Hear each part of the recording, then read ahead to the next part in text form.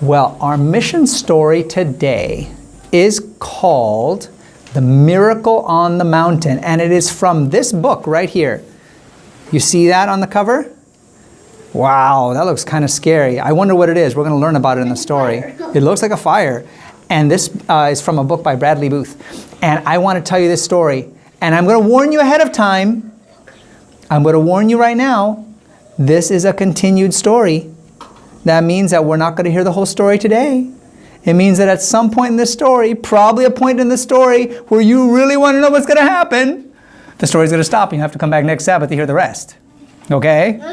All right, so I'm just warning you now so you won't be too disappointed. So, the story I wanted to tell you about took place on the island of Java. Now, the island of Java is not actually on our map over here of the Northern Asia Pacific Division, but if it was on the map, it would be kind of around here. And the lady that's in our story, her name is Li Hua. She was from China, which is the big country in the middle of our map there. And that is on our map. Li Hua lived on the small island of Java. And Java, like many of the mountains out in the South Pacific, is a volcanic island. It has lots of volcanoes on it. Now, most of those volcanoes don't do anything anymore. They stay quiet, and so people have lived there for a long time and there's not been any trouble. But every once in a while, a volcano can wake up and start to make lava come out and mud flows to come out, and it can destroy lots of things. Well, this was way back over 100 years ago that this story took place. Li Hua lived on the island of Java in a little mountain village up on the side of one of the volcanoes.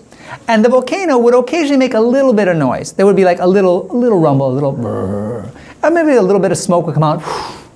But there wasn't really much happening with the volcano. And it had been quiet for so long that the people who lived in the village didn't recall the volcano ever exploding, and their grandparents didn't recall the volcano ever exploding, and their great-grandparents didn't recall the volcano ever exploding, so everybody figured it was safe to live there. And if it did make a little noise, like a little rumble or a little smoke coming out, everybody would just look at the mountain top and they'd go, it'll be fine. And it usually was. Things were usually okay. Now, Li Hua had lived on the mountain for a long time, and she was an old lady. She was not a young, easy moving around person who could easily run from place to place and jump and climb. She was old, and she lived by herself. And do you know that Li Hua was the only person in this whole village who believed in Jesus? And you'll be wondering, well, how did Li Hua find out about Jesus if she's the only person in the village who knows about Jesus? It was a traveling colporteur who had come by. His name was Chen Ru. Chen Ru was a traveling colporteur. Do you know what a colporteur is? Colporteur is somebody who goes from place to place selling something, usually. Books. And are they usually like comic books or magazines about the news? They're Bible books and things about Jesus, right?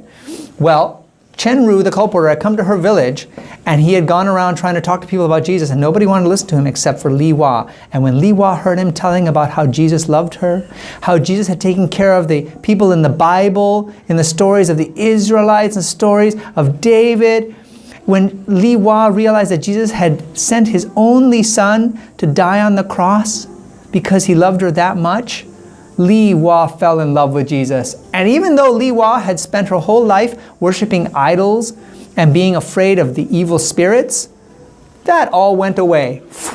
Li Hua wasn't worried about those things anymore. Now that she knew that there was a God who was so powerful in heaven, who loved her, and he was alive, and he could listen to her when she prayed, Li Hua wasn't worried about any old spirits anymore. Now everybody else in the village was, and this was one of the things that made life hard for Li Hua. Everyone else in the village was not a Christian, was not a believer in Jesus. They were still scared of the spirits. And so they were very worried about Li Hua. You might be thinking, how come? Li Hua is a nice Christian person. Why would they be scared of her? I'll tell you why. You see, in their village, anytime anything went wrong, the village witch doctor would blame the evil spirits. And he would say, the evil spirits are angry. The evil spirits are angry because somebody did something bad that made them angry. And then the witch doctor would go around the village and he would cast his special charms, and he would look at chicken bones, and he would look at feathers on the ground, and he would say, oh, I can tell from these things that this is the person who made the spirit angry. And he would tell somebody, you're the reason the spirits are angry. You have to leave the village for a day, or you have to leave the village for a week and go live in the jungle. And everybody was scared of living in the jungle. They needed to live in the village where they would be safe. So everyone was scared of the spirits. They were scared of the witch doctor. They were scared all the time. And now when Li Wah said, I'm not worried about the spirits anymore. God loves me, and I'm not going to be scared about the spirits, and I'm not going to give any sacrifices to the idols anymore. You know, the rest of you like to bring your food and your things, and you put them on these little altars in front of these wooden or stone idols. I think that's a waste of your time. Chen Ru, the colporteur, showed me in the Bible, it says that idols can't hear or speak or taste or do anything. So I'm not going to waste my time giving them food to eat and presents to try to make them happy.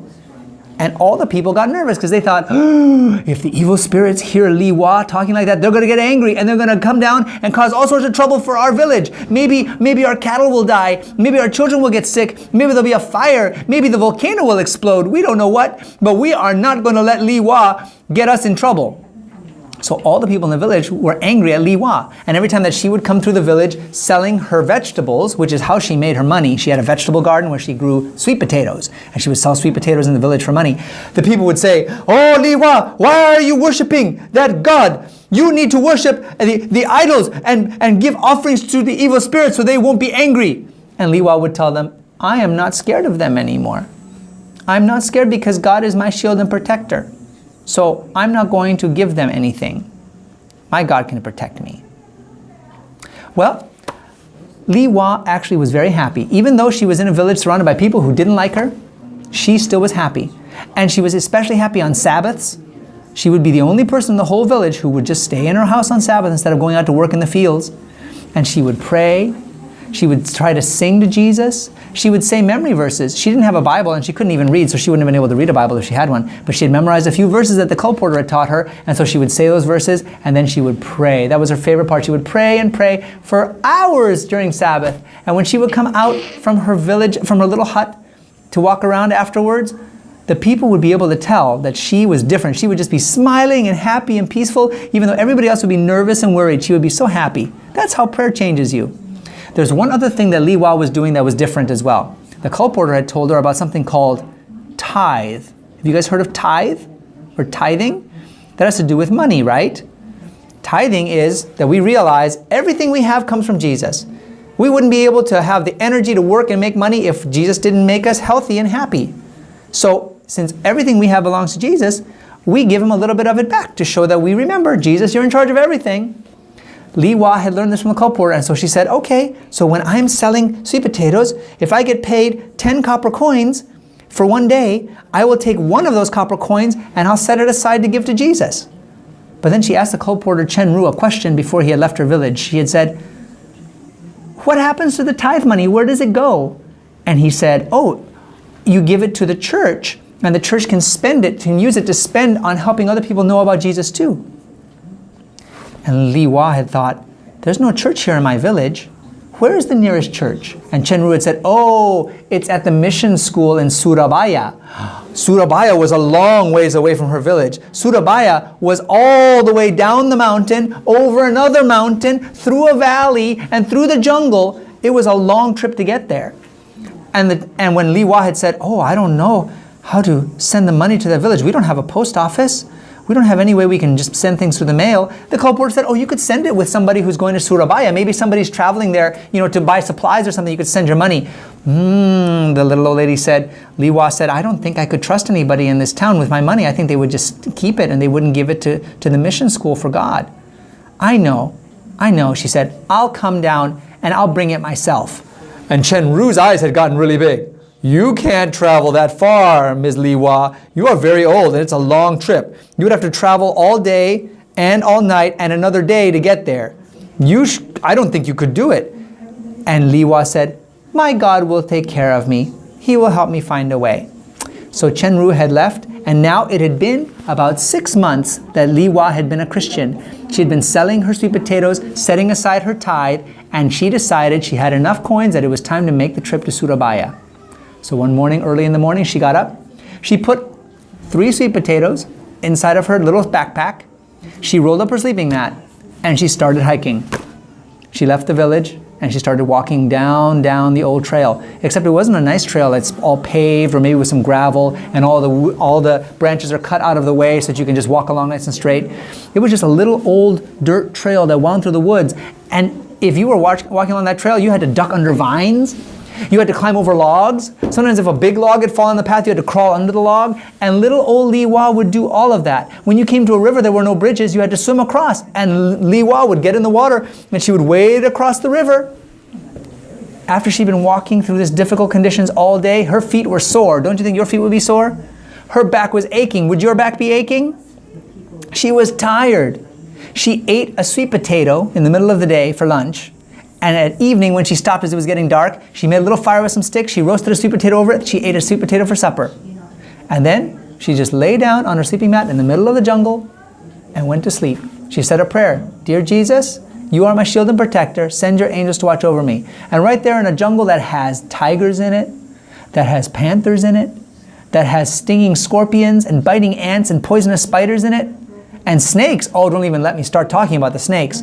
Even with all of those things in the jungle, Li Hua just lay on her sleeping mat and slept like a baby, just wonderfully all night. And in the morning she woke up, she said, thank you God for taking care of me, and she kept on hiking. And do you know, on the second day of traveling, she arrived in Surabaya, and when she came into the mission, she asked to talk to a pastor, and the mission director, who was a pastor, came out and said, yes, how can I help you, little old lady? And she said, oh, I come from a village, and I come to bring my tithe. And she handed him a bag with her copper coins that she had been setting aside.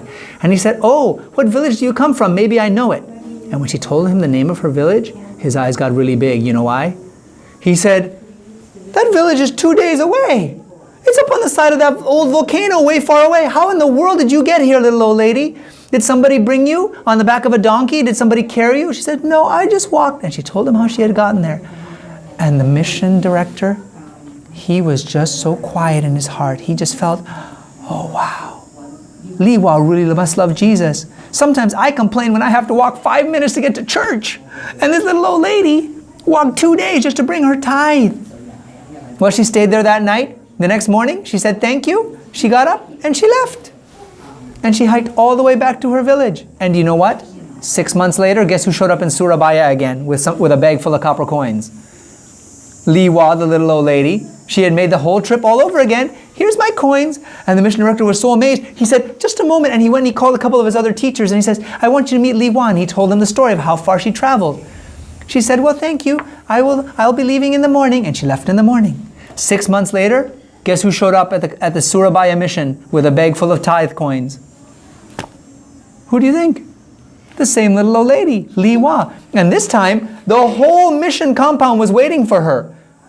They were all so excited to see Li Hua, who had traveled 2 whole days. It meant so much to them to know that God had changed her life so much that she didn't mind hiking through the dangerous jungle for 2 days to bring her tithe. And it made them want to love Jesus more. And she left at the next morning and went back to her village. And that continued on for a few years until one morning in the year 1919, so that's almost exactly 100 years ago, the mountain that Li Hua's village was on made some noise. Rumble, rumble. And all the little people who lived in the village up there just looked up at the mountain and went, oh, it's nothing. And then it made some more noise and it had some smoke come out. Rumble, rumble. And the people looked up towards the top of the mountain and they said, oh, that old volcano, it just makes a little noise and smoke, it's nothing. And then all of a sudden the top of the mountain just exploded. The volcano woke up. Lava went flying into the air. Smoke and ashes went flying into the air. And as the lava hit the ground, it boiled up the dirt and turned it into a mud flow. That mud flow has a special name. They call it a lahar. It's hot, burning mud that just flows really fast. And it knocks down trees. It knocks down buildings. It burns everything it touches. And then when it's flowed far enough and it starts to cool, it turns hard like rock. And that came pouring down the mountainside. And all the missionaries in Surabaya heard the volcano explode. Even though it was far away, 2 days travel away, they could hear the sound of it exploding. And then they looked and they could see the ashes and the smoke flying up into the air. Everybody went, oh, the mountain exploded, oh my goodness. And then somebody, probably the mission director, said, that's the mountain that Li Hua, the little old lady, lives on. That's the mountain that the little old lady who comes every 6 months with her tithe lives on. How could she survive that? And we'll have to find out next week what happened. I warned you, didn't I? All right, we'll see what happens next week.